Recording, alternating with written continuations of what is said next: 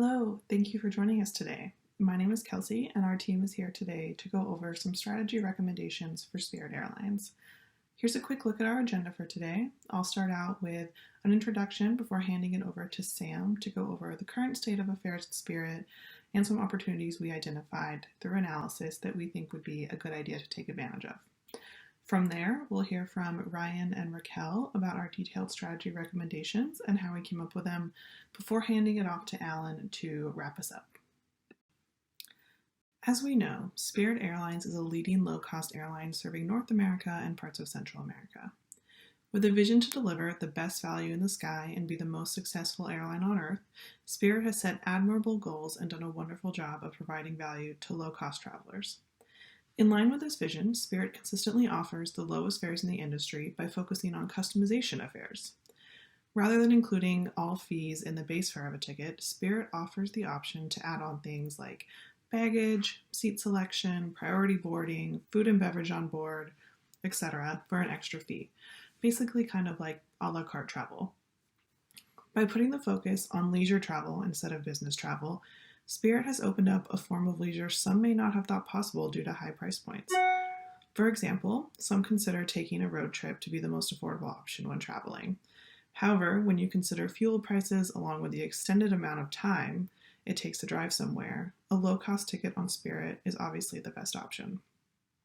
With this focus on low-cost fares, Spirit also prioritizes keeping business costs low and profits high.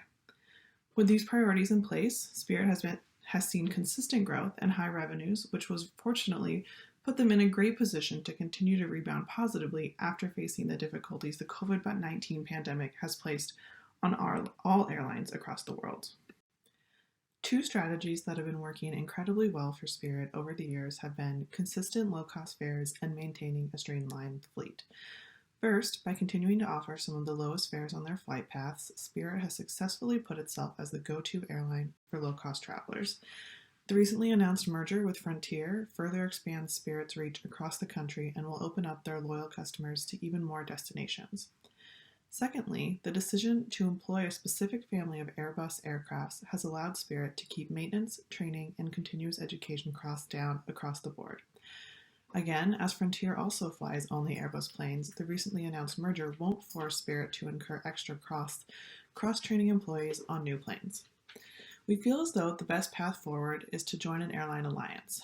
Partnering with other airlines with like-minded values will allow Spirit to continue to grow and offer the best value to more and more consumers, not only across the country, but all around the world.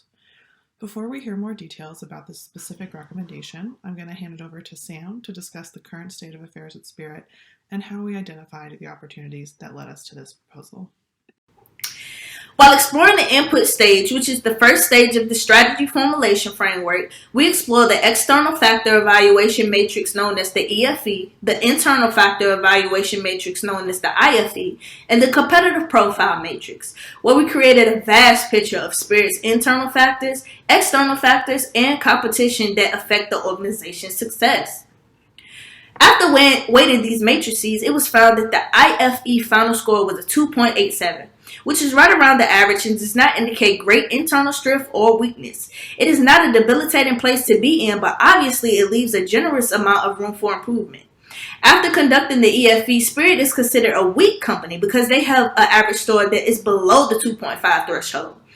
This is not a great place for Spirit to be because it shows that they lack many initiatives to address the prominent opportunities and threats that affect their business. Finally, after conducting the competitive profile matrix of Spirit Airlines, it was found that they had the lowest score out of their competition. We compared Spirit to JetBlue and American Airlines as they compete with Spirit on routes often and fair prices as well.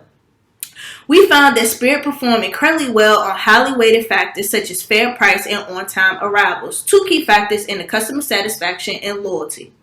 Spirit Airlines has an abundance of opportunities that could help them achieve their mission and vision of the company that were addressed in the EFE. Some factors that have affected this company are surging fuel prices, labor shortages, weaker seasonality, and capacity reductions. There are also some threats hindering Spirit's profits, such as the pandemic, which has come with some rigorous regulations that have caused the airline industry to take major hits to their revenue. Social distances has caused a decrease in sales and labor participation that has contributed to some of Spirit's fleet being sidelined. For example, Spirit had to cancel flights that contribute to increased costs and cut into the revenue around $50 million. Spirit has also fallen behind in competition with technology advancements that could help contribute to their customers' overall experience. In the competitive profile matrix, it was found that Spirit's direct competition had put pressure not only on the technological aspect of the business, but also head-to-head service with flights. Spirit has a direct competition to head-to-head flights with Southwest and American Airlines. For example, in the United States, they have direct competition with Southwest with over 164 routes. Spirit also has weaknesses and that were identified in the internal factor matrix, which has plagued the organization, such as the technology and IT infrastructure, which is a major barrier the company has yet to overcome due to its commitment of extremely low fare options. In addition, customer complaints in conjunction with changing demand and customer preferences have also been prominent factors that have been pointed out by the EFE, IFE, and the competitive matrix. Lastly, assets and innovation are also a still ongoing issue for the company internally. Externally, factors such as bargaining power of aircraft, fuel, ports, and labor increase operating costs that have shaved profits from their bottom line, which is an issue for Spirit because they have struggled with wide revenue losses for the last few years. Revenue decreased by 7% and expenses rose by 5% in 2021, down from 2019. We found in the internal factor evaluation matrix that one of the highest weighted weaknesses is Spirit's market share, which is only 5.3%. However, Spirit is actively working to increase their market share by being the surviving entity in a merger with another direct company, Frontier Airlines. Spirit has also managed to grow in the last 2 years and has expanded its fleet into 8 new routes, even after dropping 5 cities. This also includes Spirit's decision to reduce the amount of fleet that they have in rotation due to staffing and operational challenges presented in 2021, which is a highlighted strength of the company.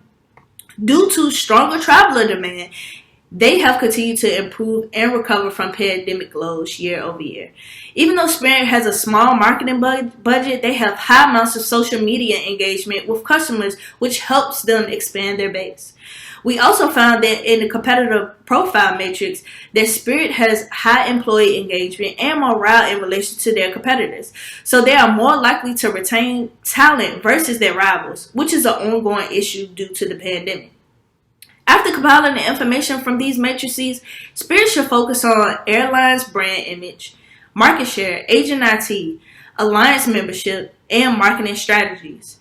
They should also focus on their customer feedback, innovation, flight cancellations, and expanding market initiatives. Lastly, Spirit should shift focus from increasing their aircraft count and focus on how to better utilize the fleet that they currently have sidelined.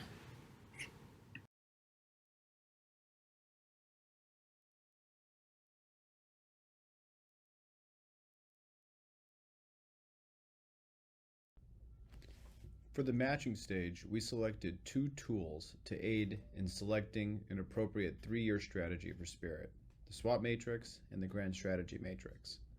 For the SWOT matrix, we first identified and listed Spirit's key internal strengths and weaknesses and the external opportunities and threats.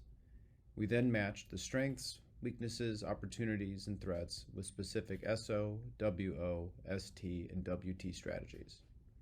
As you can see here, after each specific strategy recommendation, there is a key to show how each proposed strategy addresses one of the 4 factors. For example, SO Strategy 1, Add Monthly Promotions, addresses Strength 1 and Opportunity 4. The SWOT matrix is helpful in generating a list of feasible, specific alternative strategies. However, the SWOT matrix does not reveal how to achieve a competitive advantage and is merely a starting point in developing proposed strategies. The next tool that we use to develop strategy recommendations for Spirit is the Grand Strategy Matrix, which looks at both market growth and competitive positions to determine what type of strategies are recommended. We determined that Spirit is in Quadrant 1, with rapid market growth in a strong competitive position in the low-cost or budget airline industry for two reasons. First, the low-cost airline carrier industry growth exceeds 5%. From 2020 to 2021, market share in this industry has grown from about $156 billion to $167 billion, an approximate 6% increase. And growth over 5% is considered rapid. Second, Spirit's competitive position in the low-cost airline market tips slightly into the strong competitive position axis. We performed a competitive profile matrix showing that Spirit scored lower than other non-budget airlines like JetBlue and American, but Spirit performs well in price and on-time arrival, which are the highest critical success factors. As compared to low-cost airlines, Spirit ranks third, with Air Canada and Southwest scoring higher. In 2021, there were at least one other airline that served 83% of Spirit's routes, up from 52% in 2010, reflecting strong competition. Now, what does this all mean?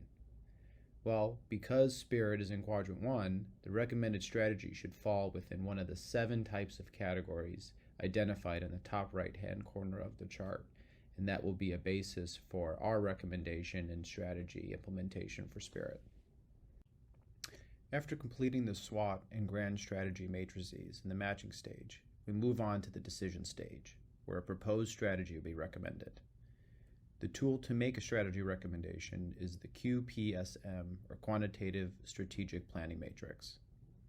There are ostensibly 3 steps to performing the QPSM. First, all EFE and IFE factors are listed, using assigned weights from each respective evaluation. Second, proposed strategy recommendations are identified from the SWOT matrix. Then, attractiveness scores, or AS, from 1 to 4 are assigned to each applicable IFE or EFE factor. The total attractiveness score, or TAS, is then calculated, followed by a sum total attractiveness score, which is used to identify the most relevant proposed strategy. The 3 identified strategies used in the QPSM are 1. Modernize IT, 2. Enter into a code-sharing agreement with another airline, and 3. Implement a social media campaign.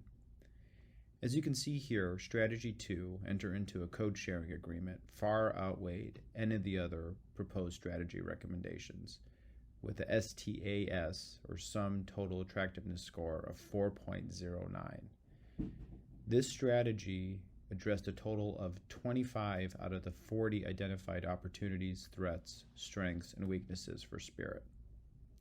Based on this, we recommend that Spirit implement a 3-year plan to enter into a code-sharing agreement with another airline. This will enable Spirit to share resources, pick up or extend partner routes, and even offer the ability to earn and redeem miles through others' reward programs.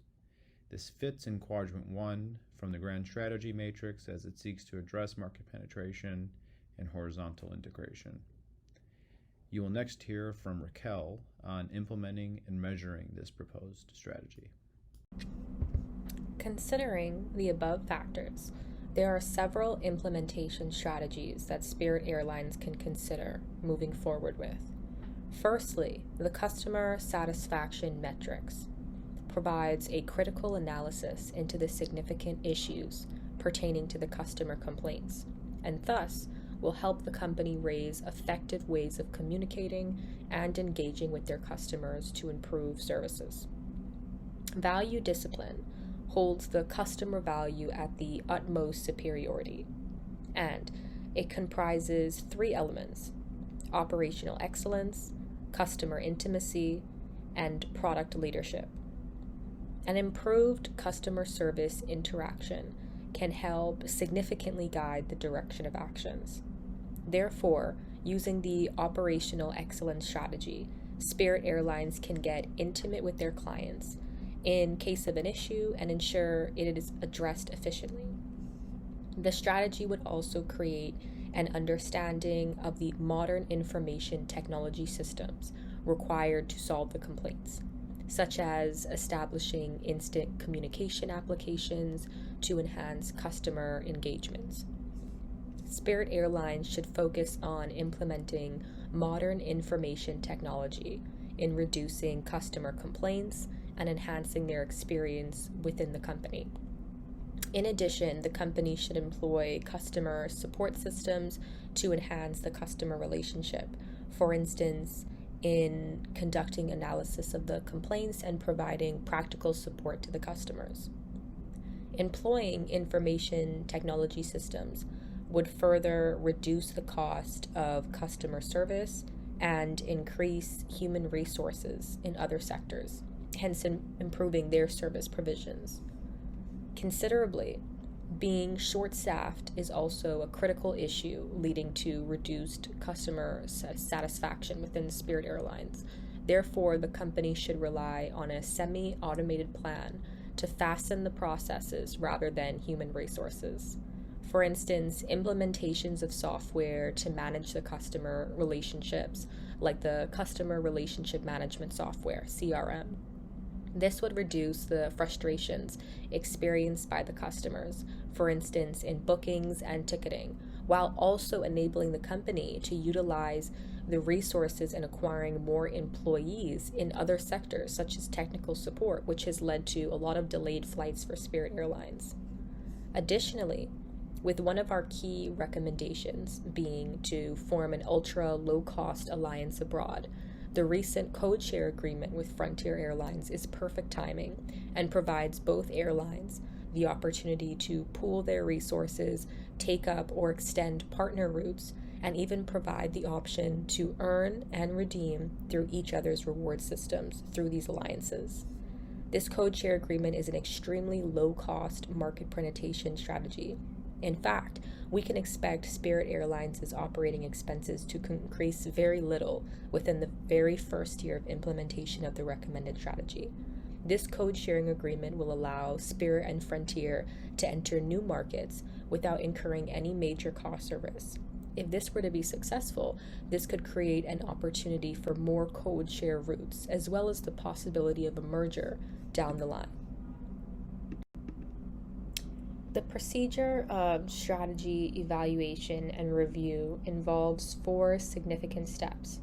First, fixing the benchmark of performance by indicating what needs to be done and the goals, which we have listed above in our recommended strategies.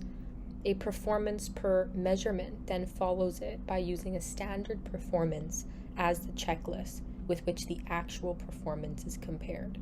Despite most factors considered to be easy in this segment, some become difficult to evaluate. For instance, it becomes a problem measuring divisional performance compared to individual performance. It should be done at the right time with financial statements for Spirit Airlines. After measuring performance, one should then proceed to analyze differences, and if it shows a positive deviation, unlikely.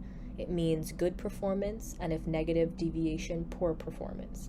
At this point, we will determine the cause of the negative deviation and correct it as our last step. Finally, the airline should have a continuous improvement grand strategy to allow continuous development in response to changing times, such as the COVID-19 pandemic that we have just lived through.